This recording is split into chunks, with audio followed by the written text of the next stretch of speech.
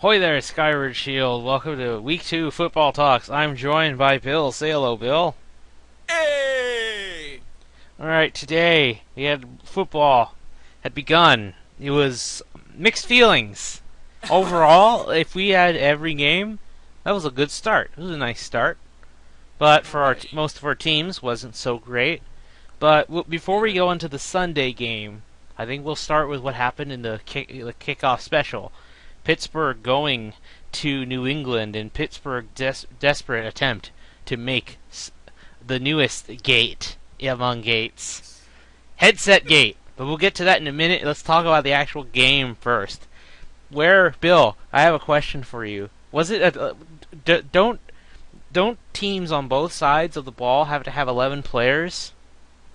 That is correct. I saw 10 or less every time the Steelers tried to stop passing attempt from Tom Brady. I could sometimes see a player show up. If not, it was like an empty field. The secondary was just out to lunch. Yeah, oh my god. I mean, that secondary of Pittsburgh, if they hope to be a playoff team, they need to shore that up because oh my god. Rob Gronkowski just went wild if you had Tom Brady and Gronkowski on your fantasy team, you pretty much won after Thursday night. Yeah, you pretty much won your game. I think Rob Gronkowski scored like 27 fantasy points. He scored scored 3 touchdowns, almost full. No, well, he almost got that one off that fumble. That was a crazy fumble, man. You don't drop it right there. You don't drop it there, but Gronk was there. It's like, oh, wait, you're here. How about you score this? I guess. Gronk see ball. Gronk pick up ball. Gronk spike ball into ground.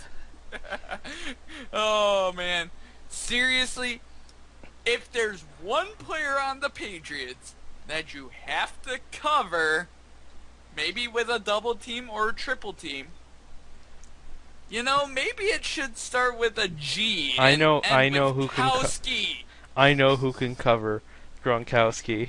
You know who I'm gonna say? Someone with a similar body type and unreal athleticism.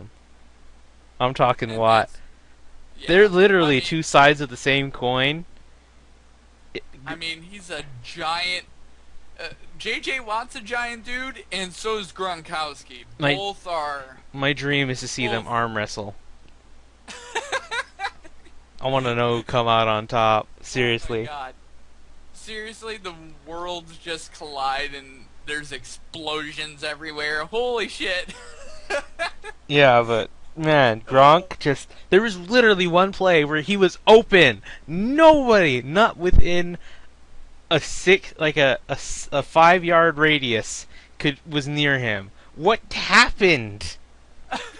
and you know how I joked how there was no secondary? At one point there was only 10 men on the field for Pittsburgh. And it's mind-blowing.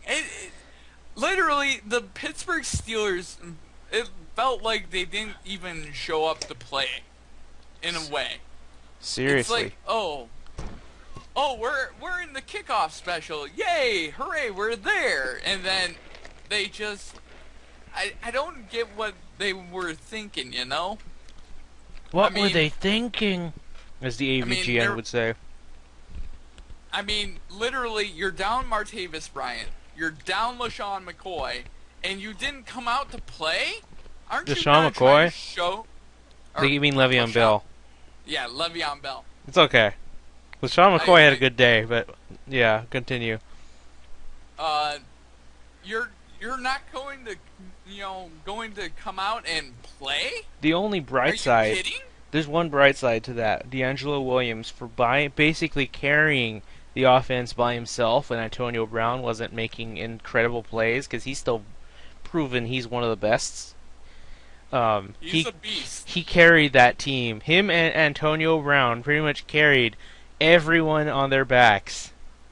Yep. But I that's agree. why I'm thinking, holy shit, once Le'Veon Bell comes in week 3, that running game, I'm just gonna leave it at that. Everyone's like, "Oh, DeMarco Murray and Clay Matthews, greatest running back duo in the league." No, I will say it's actually between the Bengals offensive or running back duo, which I think now they're second, in my opinion, and gonna be Le'Veon Bell and D'Angelo Williams. I did not think D'Angelo Williams would play that well, but to be fair, that line for the Patriots Is needs not work. good. Malcolm Brown didn't do much, if not at all, and Right. that's like, come on, man, you're a Longhorn. Should have been a Texan by that logic. Oh well. Not complaining about who we drafted in our first round, but yeah, I will say though that offensive line for the Patriots had 3 rookies. It held way better than I thought it would, but that's because they kept rotating. They kept making sure the rookies got a short little break to recover and go Exactly. back in and just stay strong. Yup. I And hey, mean, but what? the best thing that New England did was they always they always draft well when they draft offensive linemen. If you really go back in time, they drafted a bunch of offensive linemen that are with other teams now that are Pro Bowlers. Like, oh my God, the guy on the Jets. He's got the beard. He's blonde. I forget his name, I, but he plays for the Jets. He's a Pro Bowler, and then they they just keep getting more offensive linemen. So this is really a pattern for the Patriots. They get really good offensive linemen in the draft in the 5th and 6th and 7th rounds. yeah, but one last thing before we get to the supposed Spygate. Okay, you know how we were all a bit hyped on the Jonas Gray train when he just murdered the Colts by himself? Well, there was Right. Gronk too, but another guy just pretty much did that. Do you know who I'm talking about? No, I don't. Dion Lewis. Oh. That dude ran. It wasn't, the best, and he was the one that fumbled that ball, which Gronk saved it.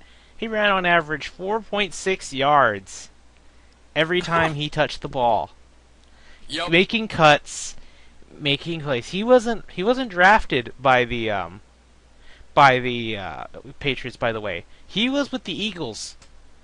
Then Yep. he went to Indianapolis, was cut, and then New England. I swear, they pick up a player.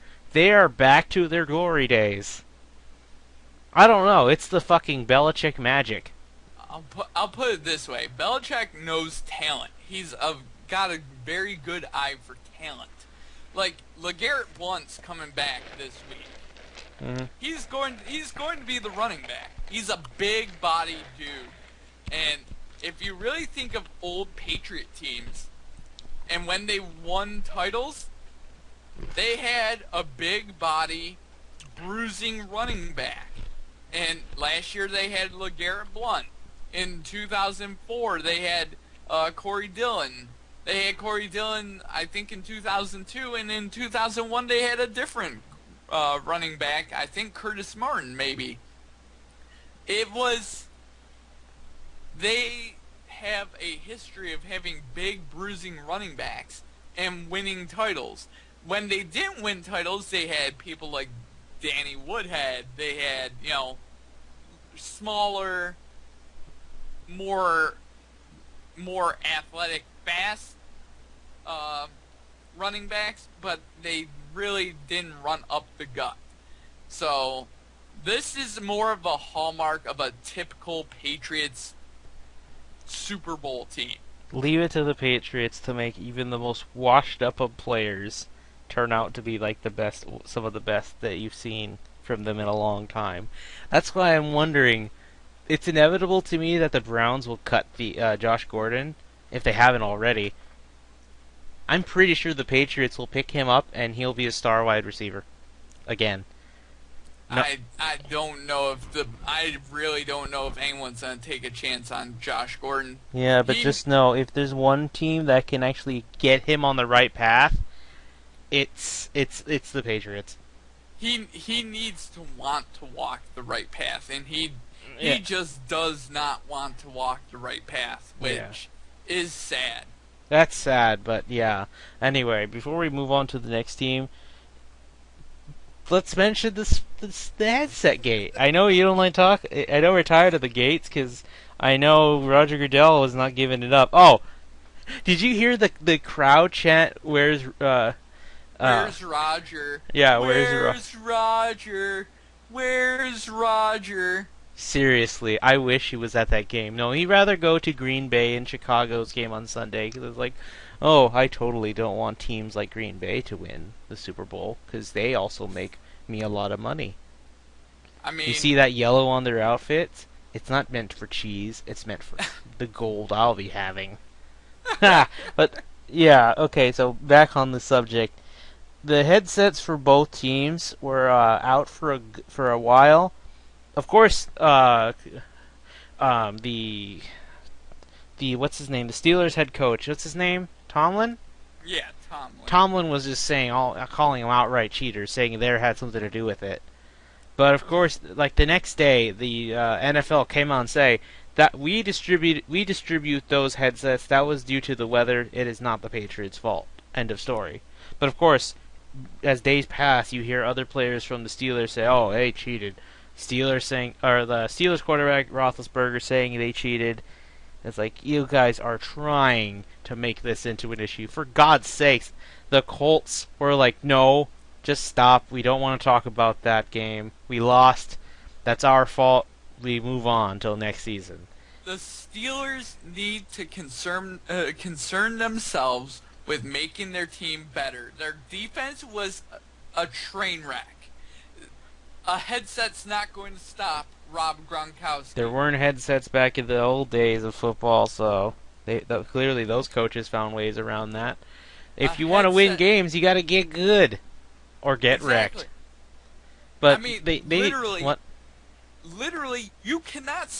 Is the headset going to just run onto the field and like trip Rob Gronkowski?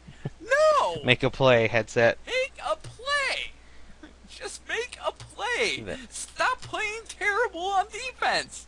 Get a good defense, and then if you're not up to par, then you might have a legitimate grief. But when you're terrible at defense and you get exposed and you get Rob Gronkowski going down your throat, it's kind of your fault. Get good. End of story. They seriously should just focus on the 49ers, because seriously, I thought the 49ers were just going to not do so well. But, hey, I guess when you have a starting quarterback, you're still in the game no matter what. So, yeah. You got to focus on winning. That's the just bottom focus line. on the next game. It's only one game out of the season, and like I said in the last podcast, I'd rather lose games in the beginning than in the end, because the end games matter more. Right. But anyway, moving on to another team that let's start getting negative. Actually, ones that need to get over the hump of beating winning teams. The Lions had all but. If you looked at the first half score, you would think, "Holy shit, the Lions are going to go on a 35-6 murder on the Chargers." But no, Phillip Rivers showing he's still capable of being an elite quarterback, coming back, getting over 30 unanswered points, and yeah, the Lions fell to the Chargers. What was it, 33-28? Yeah, though. In the second half, Stafford got banged up. They put a sleeve on his arm. Yeah. He was still capable of getting touchdowns. I mean, for God's sakes, that Browns game years ago got his arm messed up, out for the rest of the season. No, I'm still going to finish the game and win it for us. So, Stafford can play through some injury. He can play through some pain, but aside from that, Bill, what went wrong, Bill? What went wrong? They didn't come out in the second half and play a second half of football. They have this issue, and I don't get what's going on with them. I feel like it's a maturing process that they need to take. They play one half of football where they play really good, and then they don't play another half of football, and then they get beat. They play only one half of football. If they would play a full 60-minute game, they would crush every team that they play. But they do not. Amir Abdullah, you're running the football really well with Amir Abdullah, the rookie sensation. He gets his first carry is a touchdown. And then he makes a punt return that goes halfway down the field, 48 yards. Exactly. Why are you not running with Amir Abdullah in the second half to wear out the game? You have a running game. You have players that are actually playing. And yet, we're not running the football. We're stopping the clock on incomplete passes. And we're letting Phillip Rivers throw them back into the game. They couldn't run the football against us. Melvin Gordon got outplayed by Amir Abdullah. If Amir Abdullah played the entire game, if the Lions would have allowed him to play the entire game and not stop calling running plays and started calling starting to call pass plays every down, if we would have just focused on a nice balance, which was the key word going into the season, which we went away from for no apparent reason when we're winning by 15. Especially when you have a hurt quarterback, you shouldn't make him throw. Run the ball. Keep him safe. The San Diego Chargers defense isn't even that good. Just run the It's only their football secondary that's good. And here's the other thing. Calvin Johnson only caught 2 passes. He's there. Sure, he's going to get probably double covered. Well, probably not because, like I said, the Chargers really trust their secondary. So, I don't know what went wrong, Bill. I don't understand. I mean, Golden Tate got a couple passes. The only other bright spot is Eric Ebron is showing his first-round prowess like he should have last year, but you know what, fine. Better now, better late than never. If that first half Lions team comes to play every week, they are unbeatable. If that second half Lions team comes to play every week, they're going to lose 14 games. That is the difference. That first half team needs to show up in Minnesota next week. The second half team needs to stay at home.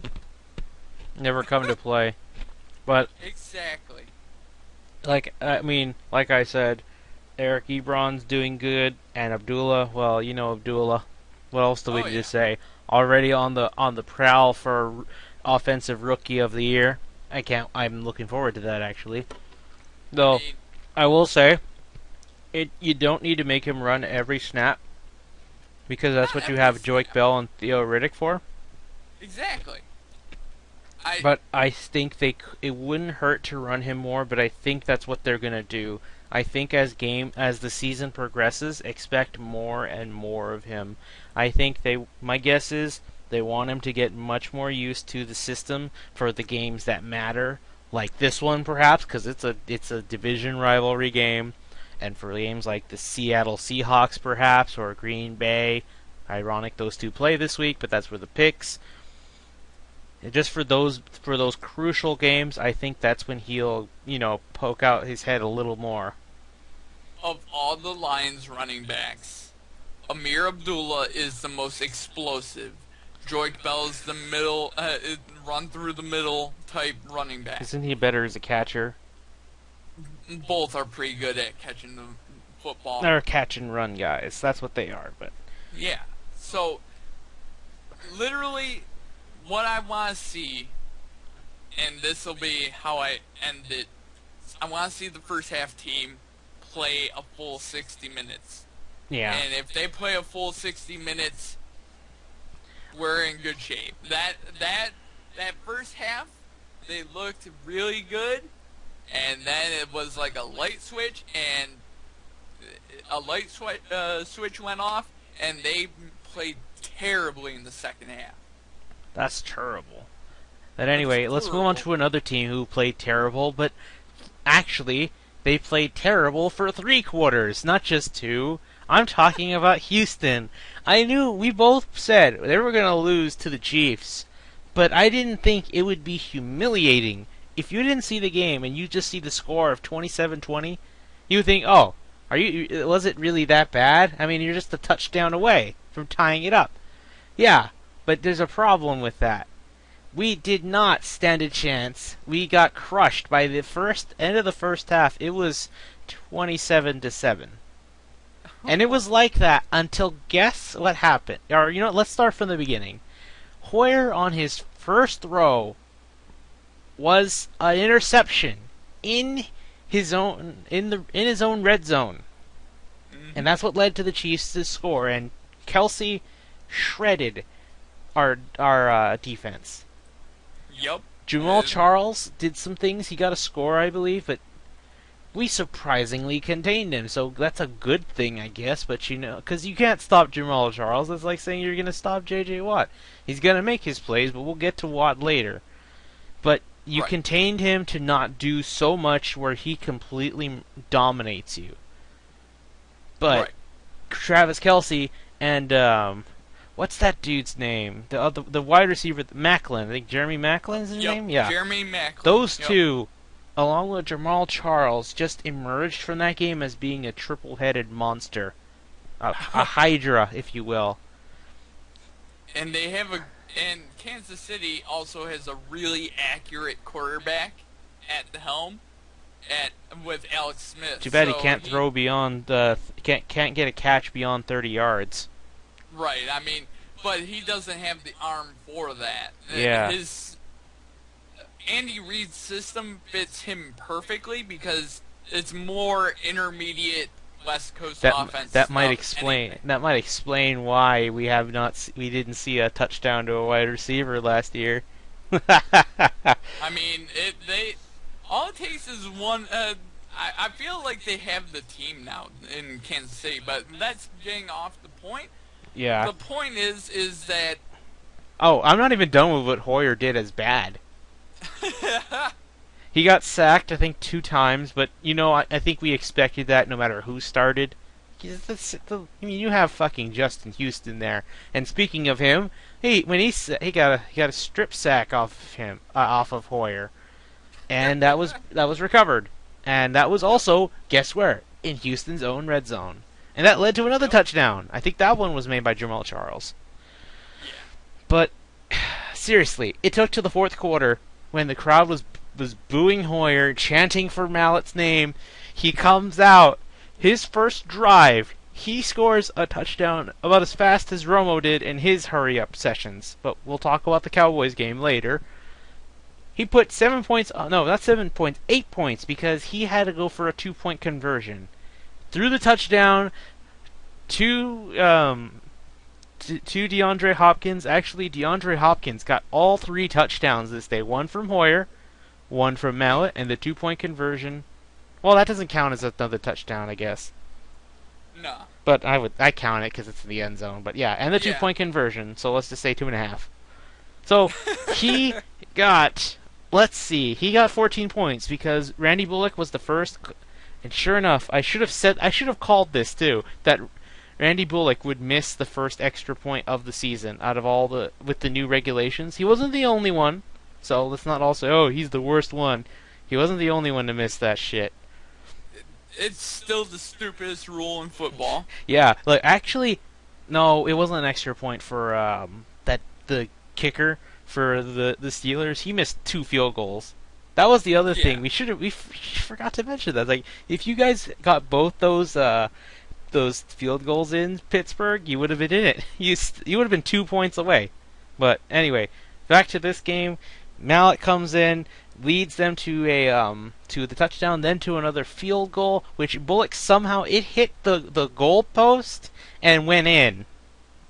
I never thought that would happen. I thought if it hits the pole, it doesn't count anymore. No, it definitely counts as long as it goes through the uprights. It went through it somehow. It did it, and it counted. The ref said, "Yeah, yep, it made it." I don't know how it did, but okay. We just missed the we just couldn't get the onside kick right, even though J.J. Watt was there. Should have kicked it near him and not in front of a damn Chief. But regardless, I think, okay, I want to quote. I've quoted it before. I want to quote it again. Oh man. Both these kids can play. They just need a chance. Are you okay? I know one can play. I believe one can play. So now I ask, where is the other one? If you were talking about Tom Savage, he can't play. He's hurt. But if you're talking about Hoyer, I did not see anything. The only good part was a touchdown. One touchdown, 2 turnovers, and a couple sacks, one being a fumble. So, what does that tell me? That game summarizes his Hoyer's career as a quarterback.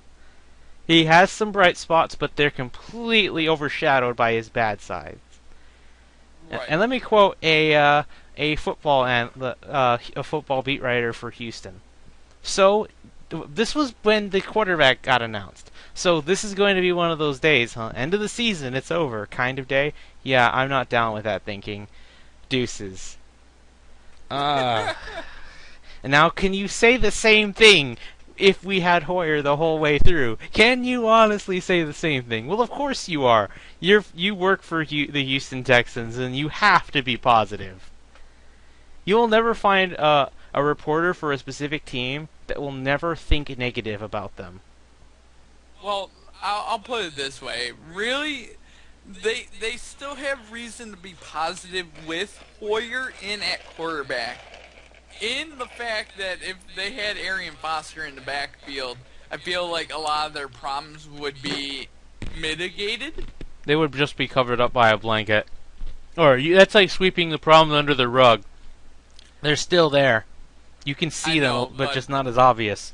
I mean, as with anybody, a lot of players, a lot of quarterbacks, as long as the team around him is good, then he's good. Yeah. So, with that, there was news today, on the day we're recording this, Wednesday. According to NFL media insider Ian Rappaport, God, we sound like a professional podcast now. Or at Rapsheet on Twitter, he's saying, based on Texan sources, like from Houston itself, Mallett is being trained to be the starter against the Panthers. Good. And at first, on Monday, Bill O'Brien said, this was a couple days before, he said, you'll see who it is on game day. Bill and I looked at this from 2 points of views. Bill and everyone else were saying, oh, it's Ryan Mallett. It's going to be Ryan Mallett. And I'd love to think that, but I can't be certain. Thinking that was like that was like a similar situation with me and my brother when we were talking about the Screw Attack's Death Battle rematch of Goku versus Superman. He was like, Goku's got to win. It's a rematch. And I'm like, no, I'm not so certain. I think they're willing to give it to Superman again.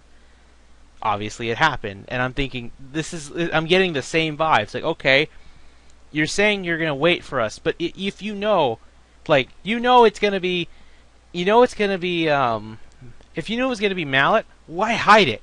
Why hide that Mallett will be the starter until game day when? But I'll tell you why. Because he still wants to go with Hoyer. He still wants to give Hoyer the chance. He needs to be pushed to the point where even the owner says, you better fucking switch or else you're fired. That's the only thing I can think of that would force him to switch. My theory about what's going on behind closed doors is that some higher up, could be the owner, or it could be the general manager of the Texans, Rick Smith, saying, hey, we need to make a switch because that was very bad. That was horrible. Like, for God's sakes, Ryan Fitzpatrick held up together a lot better than that, even in his worst games. Right. So, it's like, you gotta make the fucking switch now. I'll put it this way.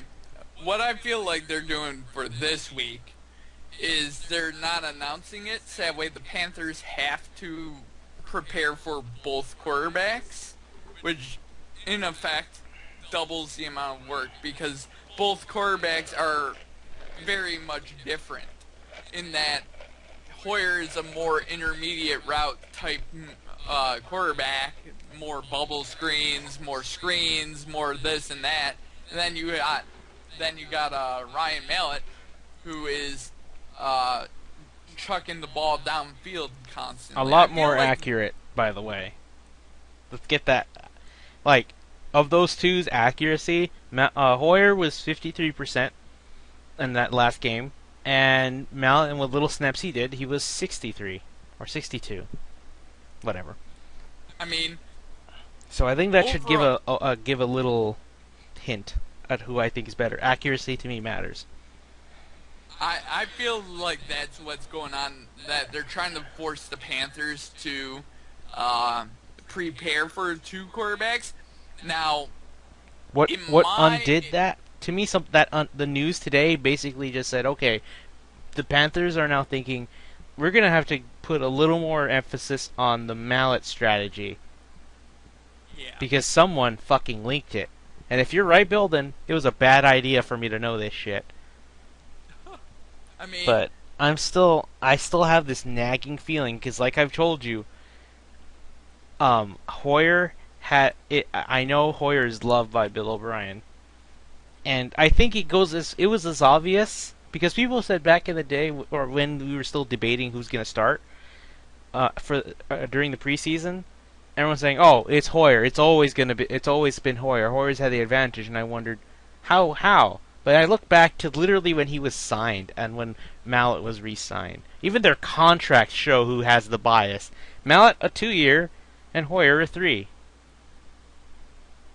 That's just drop the mic on that. I think that's very clear. It's been since the moment they were signed who had the best chance. So, right. regardless, Bill, you've got a very good point, and that just really changed how I'm thinking. But I still have to have that nagging feeling because Bill O'Brien fucking loves his Hoyer, and he wants him to have a lot more games before he has to absolutely pull him back. Also, think of it this way: maybe they're leaking the information. Oh, well, Ryan Mallett might be practicing taking first team reps, and it's actually Brian Hoyer that's taking first team reps. And then they get the Panthers preparing for the wrong quarterback. Yeah. If that's the case, then Hoyer is starting. I mean, it could work either way. You know, if they leaked it on purpose, then the Panthers are like, oh, so they're going to send out Mallett. We should put some extra time on Mallett and less time on Hoyer. And then the Texans will try to catch the Panthers sleeping on Hoyer. Probably. But if that bites them in the ass, then no, they're definitely going to Mallett. Like, put it this way: yeah. if Hoyer starts and they gotta lose, have. especially if he turns over the ball one more time, that it's his fault. Not like say, oh, I threw it to, I don't know, let's say Nate Washington, and he fumbles the ball. He's not going to get blamed for that, obviously. He caught the ball, he ran with it, and he dropped it. Right? Right. So yeah, it all depends on who starts. Right. But we'll get to that part in the picks, but yeah, I'm still thinking it's Hoyer. I don't know, because if it was Mallett, you would tell your fans. I mean, for God's sakes, when Manziel was starting, the coach didn't hide that. He told, "Oh, Manziel started." The fucking Browns fan base just lit up like they were back in the glory days when they were in the playoff hunt and in the Super Bowl hunt. But then the fumble happened. Look that up. Look that up. Cleveland Browns, yeah. the most pain football franchise in history. Oh yeah. But yeah, let's move on to the other Texas team. Bill, Yep. the weirdest game. I would call it a bizarre adventure. But you might not get the reference, but viewers might, if they know what I'm talking about. But yeah. So, Dallas beat the Giants in in a last-minute touchdown, 27-26. But if you look at the stats for both quarterbacks, for the running backs, for the wide receivers on offense, and you looked at how well the defense did for both sides, the Cowboys beat them in everything. But you know what happened, Bill? Turnovers. What? Turnovers can really ruin a team or a player. Just ask Brian Hoyer. So true. But yes, That game. they turned the ball over 3 times. 2 in a row, actually. But there were 2 interceptions. One was a pick six. The other wasn't. And I will not blame Romo for either of them, because what happened was the first one, Jason Witten tried catching with one hand, it slipped around him, and the other guy picked it up and ran it in. Romo could have actually stopped him. He was right in front of him, but he just, took another step to get away from him. He's like, oh no, I can't. Romo needs to protect his body. And I think it was at that moment, he's like, oh shit, I forgot. I need to protect myself. If I go down, it doesn't even matter. Smart move on him. They're like, oh no, he's hurt again. Seriously, 2 or 3 times in the game, they were saying, oh, and Romo was down. He wasn't down, but just upset. But yeah, those 2 weren't his fault. And then, of course, Cole Beasley fumbled the ball. Butterfingers, that's not the first time he's done it. True. But seriously, despite,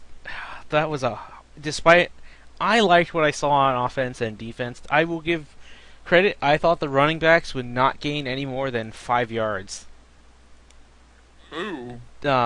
Lance Dunbar, great run after the catch guy, as you saw in that final drive. Right. And Darren McFadden cut a lot better than we thought. So it's like, fuck preseason. It's true. Fuck what you see at preseason. It doesn't matter. None of it matters. Yeah. Unless injuries, because then it matters. But what? Preseason is there just to let the players warm up. And to determine from the rookies who makes it in. That's what it is for. Exactly. The rest of it, ingrained starters, doesn't matter. Okay, Bill. It's time for my favorite part of the show. Oh man. Giants controversy. Eli told me not to score. Coughlin told me to throw. Uh-oh. Oh man, Bill, and this guy got paid $70 million last week. After this game, do you think it was worth it? I think it was clear who the better Manning is. I mean, oh, it's been clear actually. Peyton Manning's a Hall of Famer, and Eli Manning's not going to be in the Hall of Fame. Even if he got 2 Super Bowls, it's not enough, because it would make sense. I think he would have got it if he still was, always taking the team to winning, either just being shy of the playoffs or barely getting in and losing first game. I would say then you'd be a Hall of Famer, but no. Think of the era that you're playing football in. Would you put Eli Manning as one of the 3 best quarterbacks in this era right now? Hell no. I'd put Andrew Luck over him, and he's been in this league for half the time. You would say the current 3 best are, in order, Peyton Manning, Tom Brady, Aaron Rodgers. Well, there's your 3 best. Well, end of story. Who would you put after all 3 of them? I would put Roethlisberger because of his trophies. I mean, well, because Manning's gonna retire probably this year, so I was wondering, who do you think would be after that? Who would move up and take bring up the rear? I would say Roethlisberger. I would say Luck is number 4 right now. Maybe if he wins the Super Bowl trophy this year, yeah, but we know he's not.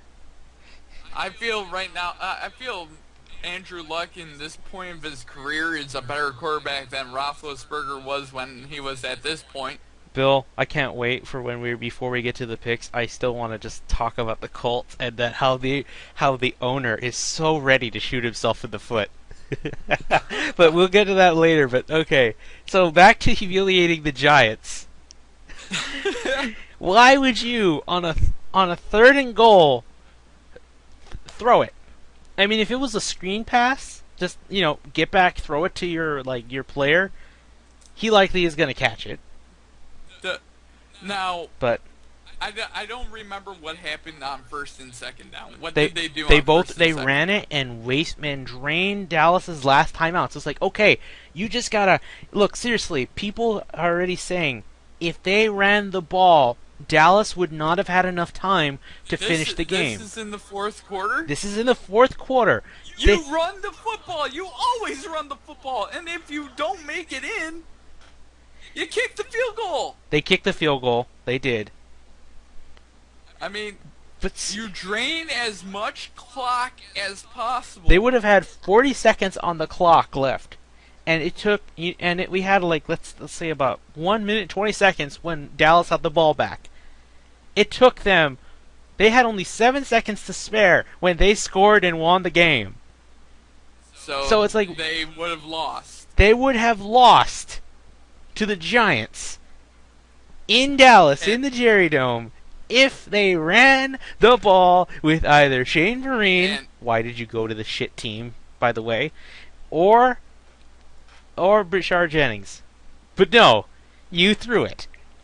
That's literally Dallas gift wrapped a win for you. They gift wrapped this W in your favorite colors, and you turned it away.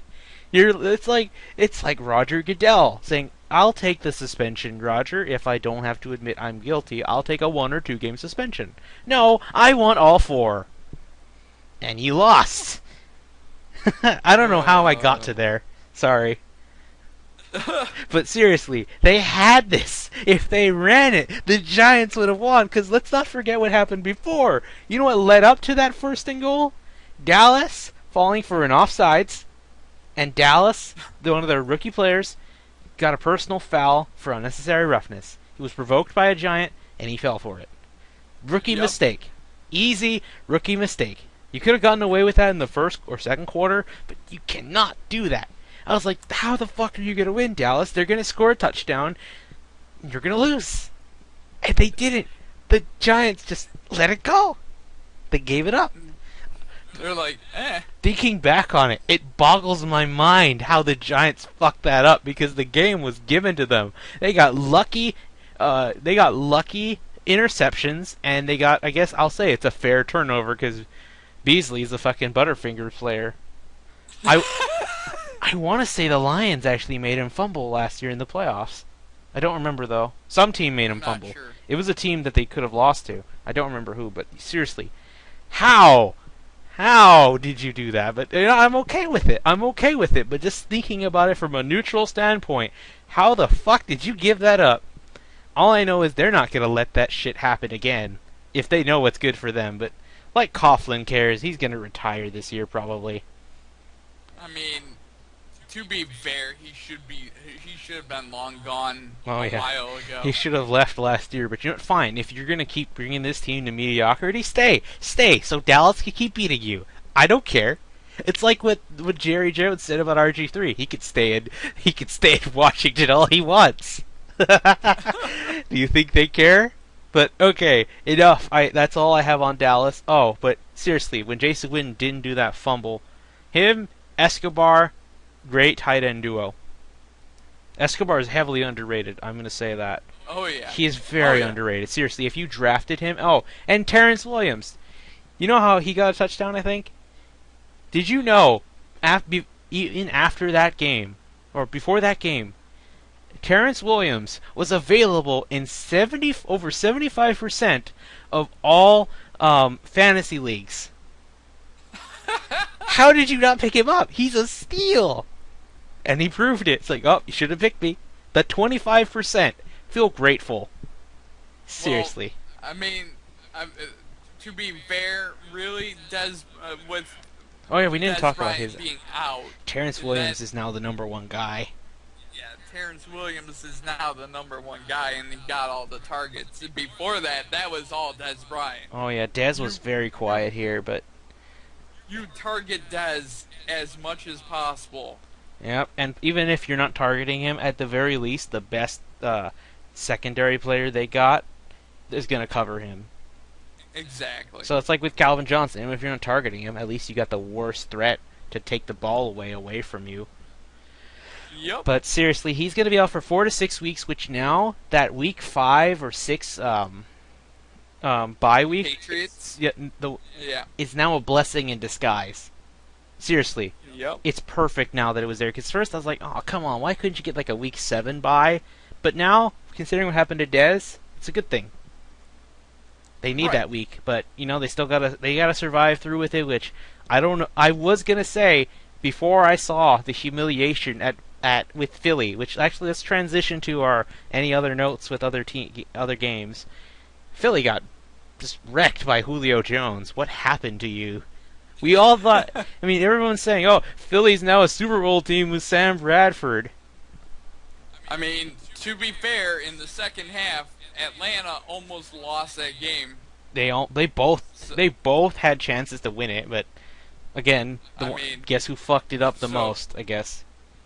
If Chip Kelly not challenging and getting that touchdown called for him is what fucked them over. Oh yeah, but hey, they put up a respectable amount of points, so I'm not deeming them worst team in the league. I mean, they're gonna bomb. I'm telling you, my ticking time bomb's still a go. And my shocker of the week, and what I wanted to talk about is, how about Tyrod Taylor of the Buffalo Bills? I know. He made Andrew Luck look bad. Well, not him. His defense made him look bad. Tyrod Taylor is a real deal quarterback, and he doesn't. I feel like they found their quarterback, and that's because they took a chance. They took a chance with an inexperienced guy. That's exactly. So like all the shit we make fun of with Rex Ryan, like, oh, you don't know offense at all. He took a chance, and it's so far it could go south, which I don't think it is, because with LaShawn McCoy making it easier on him, and you have Percy Harvin, which that was a beautiful touchdown throw to that guy. The locker room is like, you know how I said, if that locker room breaks down, this team's doomed? Status in the locker room, vibrant. Not exploded yet. The bomb has been defused for now. But seriously, the Patriots might put the bomb back, depending on how it goes. But that's picks. But tell me about the Colts. I want to know what you thought of the Colts and Andre Johnson giving them an interception. The Colts looked really bad on offense. They can't beat a good defense. Seriously. The Colts, it felt like they were rusty at the very beginning of the game, and they just couldn't shake it off. I told you they'd lose, but like I said, this doesn't matter. You're playing in the AFC South, and you're going to crush it probably. I mean, they've got, like, you know how everyone said last year the AFC South had an easy schedule and Houston had an easy schedule? No, I say it's easier this year. The only real threat maybe is Drew Brees. Some people might say. I say it's actually the Falcons. But I don't feel New Orleans is that much of a threat. I say it's the Falcons. If Julio Jones keeps murdering people the way what? I did say New Orleans, right? I think you did. I'll check the video in the which I'll mention that in the picks when we start to it, but there was one other game, the one that surprised everyone, and I should have went with my gut, but I have to accept the loss. I didn't trust myself. I'm talking the Rams, Seahawks. Rams, stop Seattle in St. Louis again. That put a big smile on my face. Have there ever been draft or pick or player trades that which both teams really benefited from and got better? Because so far, maybe that's the case with the Rams. Maybe Nick Foles just wasn't good enough for Chip Kelly's style of offense, but so far he did okay. I mean, he made some mistakes. That's what you expect, especially when you're adjusting. But he got the job done, and like I said, immediately he did turn the ball over, but so did Russell Wilson, and he's the one that's coming off of a Super Bowl run. So, man, I am proud of the Rams. I am really proud of them. I hope they could just I want them to just give a big fuck you to the owner. It's like, oh yeah, the St. Louis fans are gonna miss us, and it's your fault, not us. Right. St. Louis, Yeah. you know how you have like you in Detroit have Jim Schwartz as like the pariah. The owner of the Rams is gonna be the pariah of St. Louis. Like, don't you ever come here again. Okay, but all right, that's all I got to talk about. I Yep. think that was those games were so beautiful for me. But okay, let's talk week 2 picks in video. I'll be editing our standings because, like I said, this time I want to at least count where Bill and I's picks stand. Now we don't remember, so I'm just gonna say off the top of my head, I either got 11-5 or 12-4.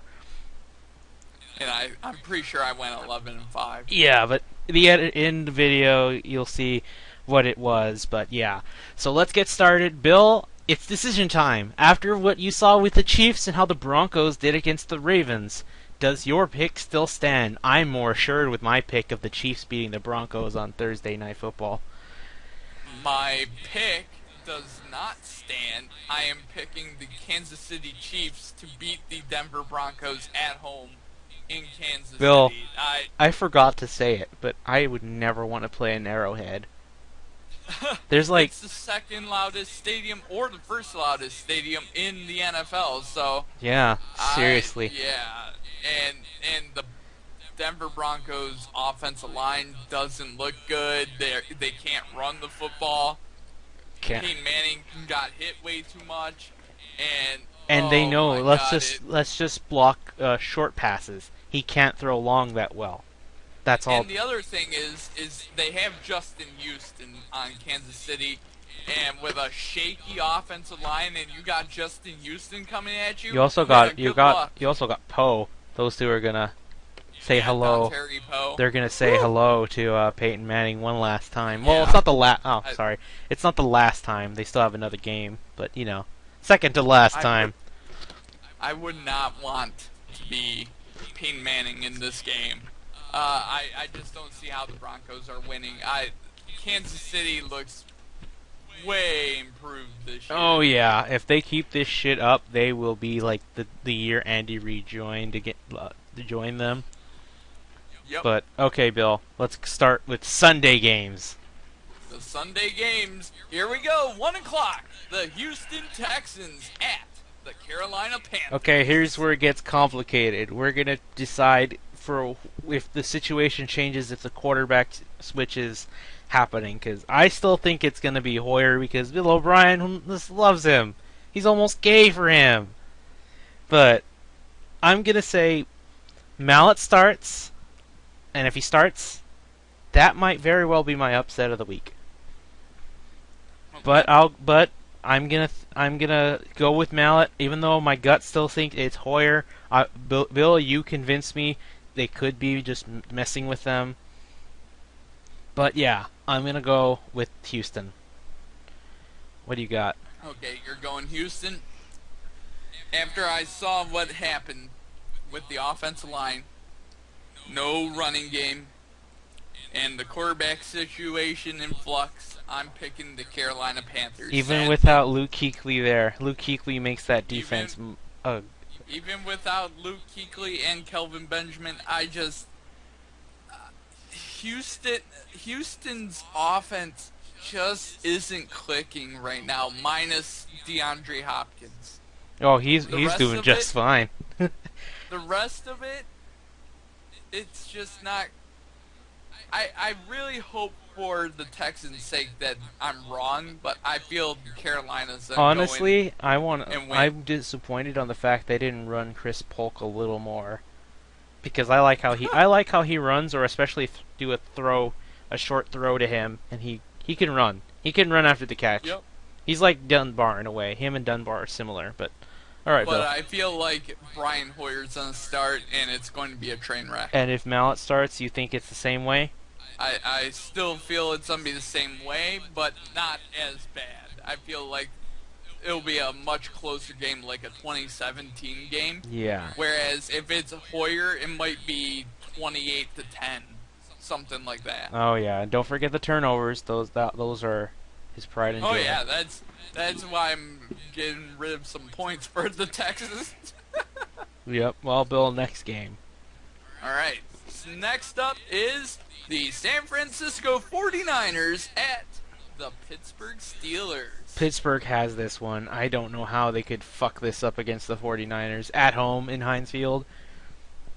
Seriously. I mean, what does the 49ers have from their time in the Super Bowl? Kiko Alonso, and that's it? And I think there's another guy. His name's not coming to me. He's a secondary player, I think. But seriously, you got two franchise quarterbacks, but one has a lot more of his weapons than the other. I'm going to go Pittsburgh. I am also going Pittsburgh. The 49ers are still not great. They beat a mediocre Vikings team. And give them credit, really they made Peterson look like a backup running back. That's all I'm praising him for. They beat a mediocre Vikings team. Hey Bill, it question. What's with all the talk about Tom Sula? There was a bunch of jokes about him yesterday. Was it because of what they were wearing that day? And I have no idea. They got new uniforms and they look almost a little bit as bad as the Browns, but the Browns look worse. Ugh. But continue, Bill. Next game. Next up is the Tampa Bay Buccaneers at the New Orleans Saints. If Mike Evans isn't with the Buccaneers, it's going to be just like last time. Seriously, the Jenga theory, Mike Evans is the reason. He needs to be there for Winston to shine. Seriously, but the Saints got this one. There's no way you could fuck this up, man. I also agree the Saints should have the Buccaneers number.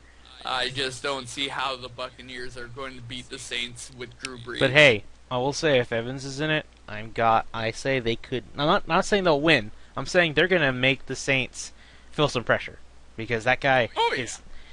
I like him a lot, and I'm not just saying that because he's a Texas A&M player.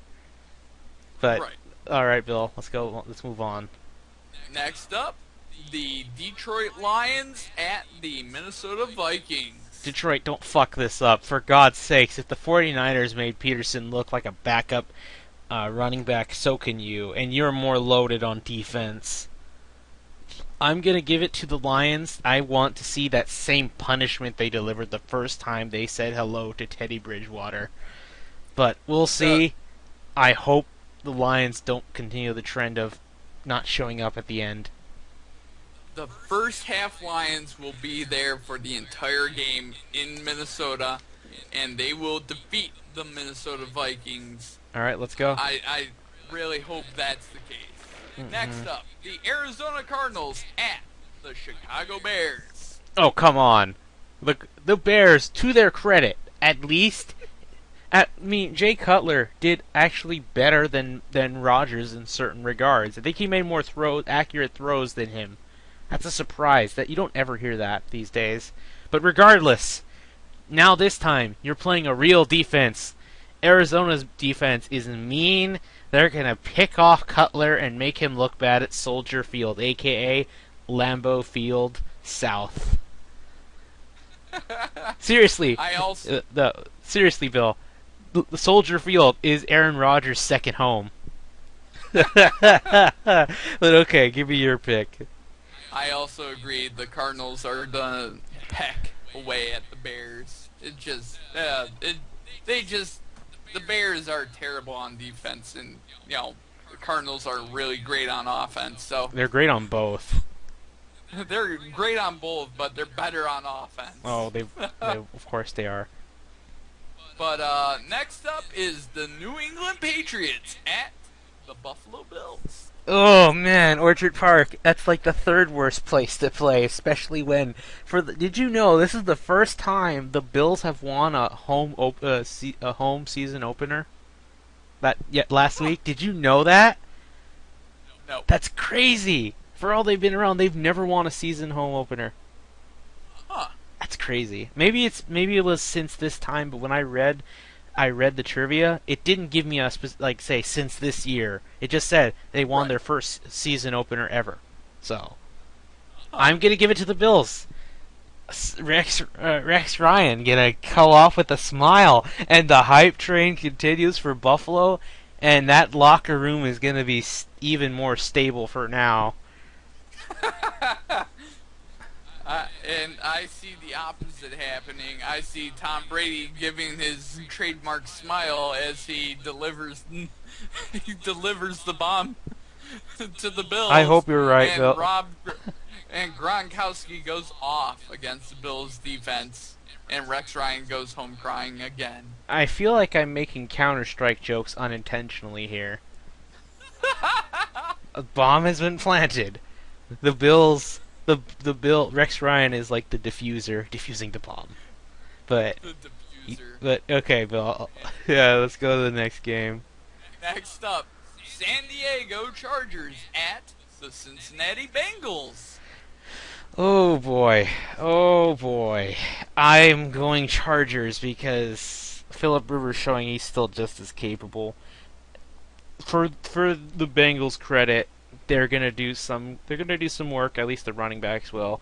But there's no way Andy Dalton's gonna look as great as before. He's gonna get picked off at least once by the Chargers, and I'm giving it to them.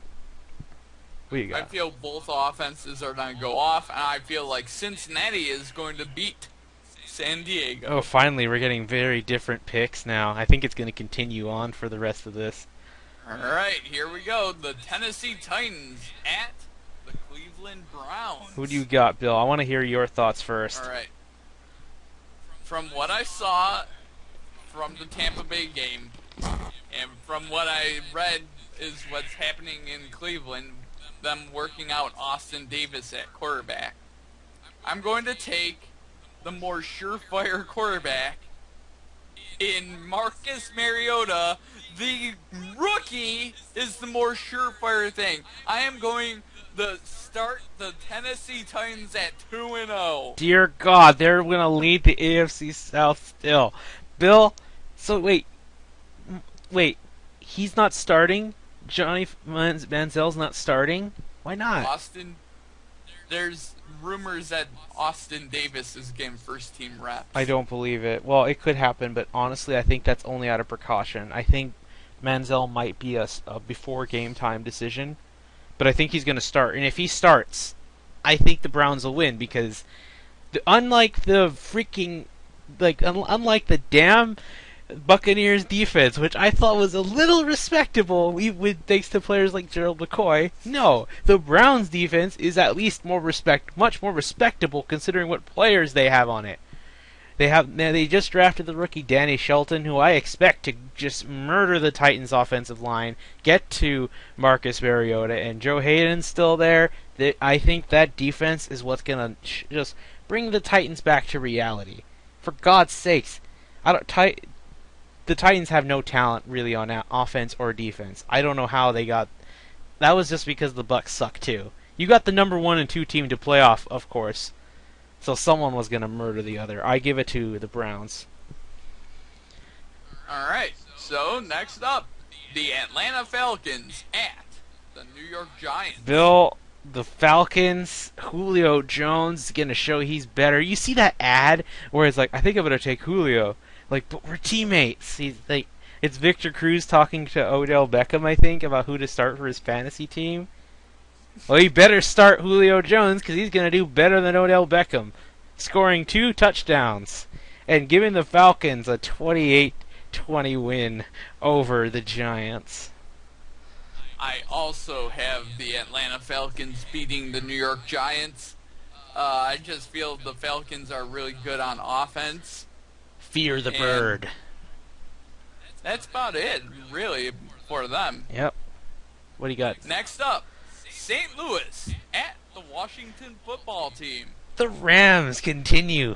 Look, Bill, isn't it crazy how teams who've had consistently good defenses suddenly get a good enough quarterback and a good backfield, and now they're suddenly on hype trains? The Rams are literally the NFC Bills. Yeah. And they're going to keep on chugging and just murder Kirk Cousins.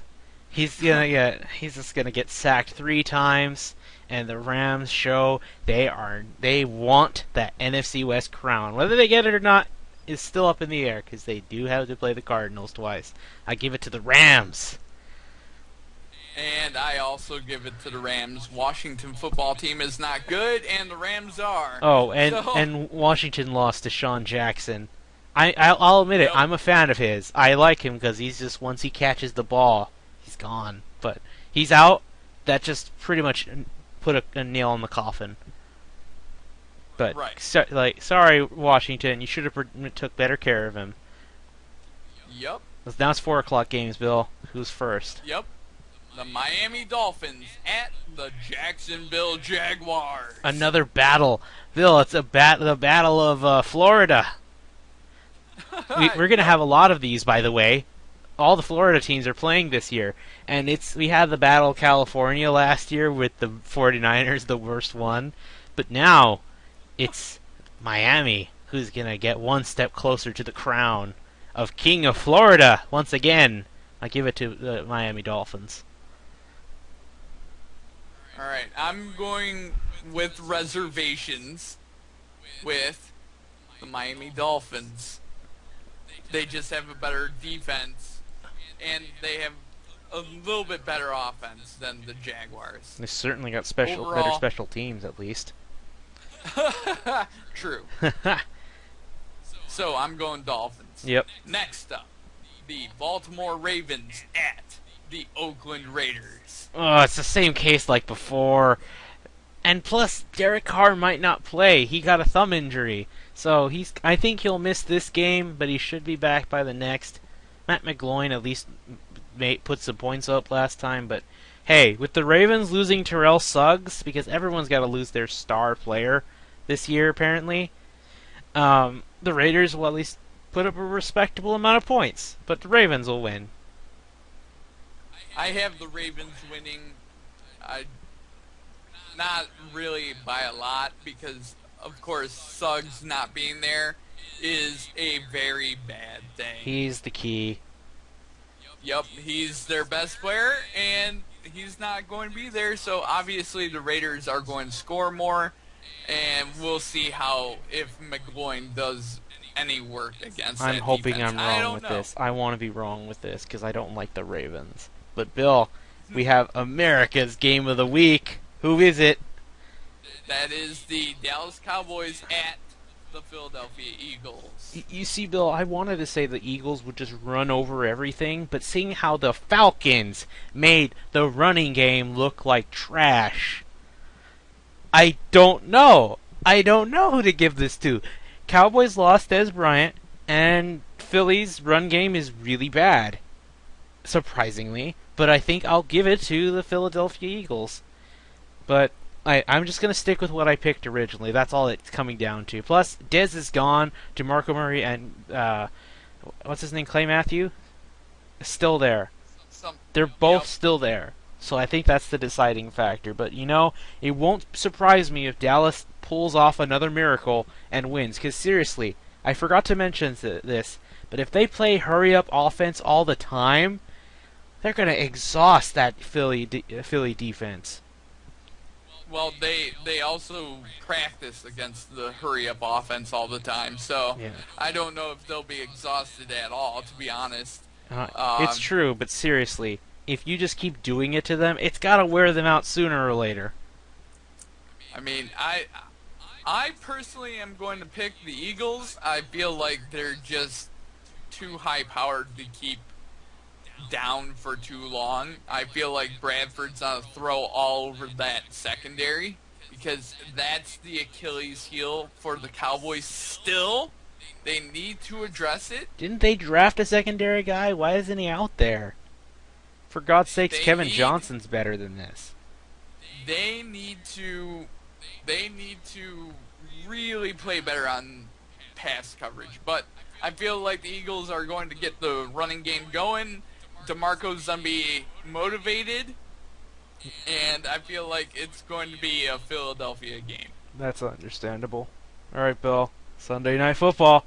Sunday night game is the Seattle Seahawks at the Green Bay Packers. Would this be counted as an upset of the week? Because everyone says, oh, they're invincible at Lambeau. No one can beat them at Lambeau. Well, guess what? I'm saying they're going to lose a few games in Lambeau, and here's the first one.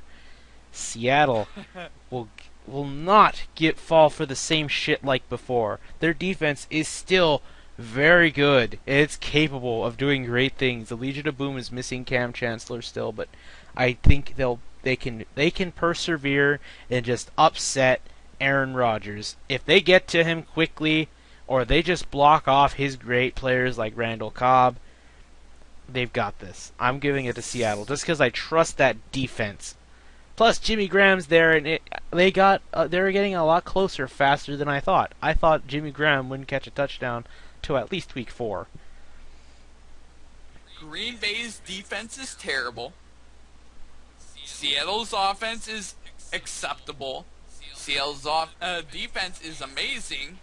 And they're going to be really ticked off that they gave up 34 points in their last game. And they're going to take it out on the Packers by not allowing them to score a lot. So it's going to be a Seattle win in Green Bay. Yep. All right, so here we go. Monday Night Football. This is Super Bowl 3. The New York Jets at the Indianapolis Colts. But Bill, it was the Baltimore Colts back in the day. Yeah. But I'm giving it to the Colts. Jets are walking into a hornet's nest here. They got a great defense, but you know what? I don't think it matters. You're playing in Indy, and Andrew Luck's got to really redeem himself. And I forgot to mention this too, because I forget a lot of things apparently.